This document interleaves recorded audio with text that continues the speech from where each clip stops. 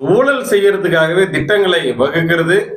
அதன் மூலியமாக ஒரு குறிப்பிட்ட குடும்பங்கள் மட்டும் வாழ்றது. இததான் இவங்க மாநில உரிமைன்னு சொல்றாங்க. ஏன்னா கடந்த 4.5 ஆண்டுகள்ல நடந்திருக்கக்கூடிய ஊழல்களை நம்ம கவனிச்சு பார்த்தோம்னா நமக்கு புரியும்.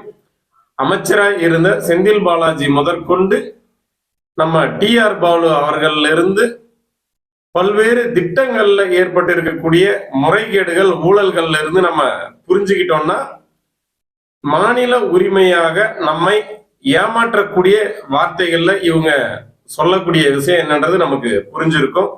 அதே சமயத்துல மாநில உரிமையை பறிக்கக்கூடியவங்க இவர்கள் அப்படின்னு நம்முடைய மத்திய அரசாங்கத்தை இவங்க சுட்டி காட்டுற சூழ்நிலையை நம்ம கவனிச்சு பார்த்தோம்னா இதுவரைக்கும் ஒரே ஒரு ஊழல் குற்றச்சாட்டு கூட இல்லாத சுத்தமான தூய தன்மையுடைய ஒரு ஆட்சியை 10 ஆண்டுகளுக்கும் மேலாக கொடுத்துட்டு வராரு நம்முடைய நரேந்திர மோடிஜி அவர்கள். அப்படி இருக்கும்போது நம்முடைய உரிமையை பறிப்பவர்கள் யார்?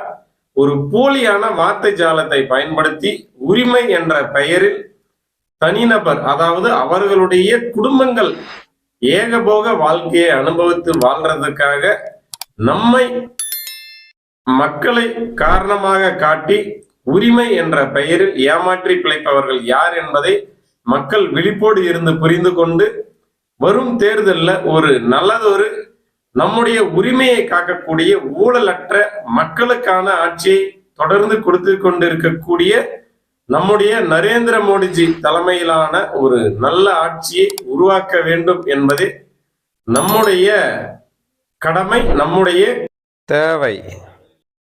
நன்றி நண்பர்களே.